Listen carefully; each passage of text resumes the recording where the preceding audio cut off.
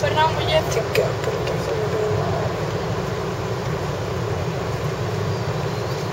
Σε αυτή τη γέφυρα περνούσαν 4 φορτηγά το 1824 και συντονίστηκε και έπεσε. Συγγνώμη, γιατί δεν έχουν φτιάξει αυτή τη γέφυρα? Για να πέφτει. Επειδή έχουν πολλούς Γάλλους, για να ξεφορτώνονται μερικούς, για να μην γεμίζει ο δημόσιος τομέας και οι επιχειρήσεις κτλ. Επειδή είναι οσικό ένα από κάτω για να μην σου λέει τις φυλακές στην γέφυρα. Ναι, και κάνουν και είναι bungee jumping εδώ κάτω.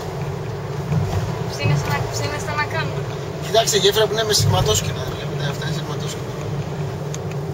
Μάπα δεν είναι λίγο. Τις φύγουνε κάθε 2 εβδομάδες. Σε θάλασσα να κάνεις. Τι? Τι να κάνεις? Πού θες να κάνεις στο βουνό, να χάρουμε τα σκάφη? Πάρε το χωριουδάκι από κάτω.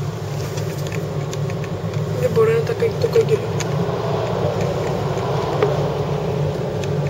Τραβάς φωτογραφία, Δεν τραβάω φωτογραφία.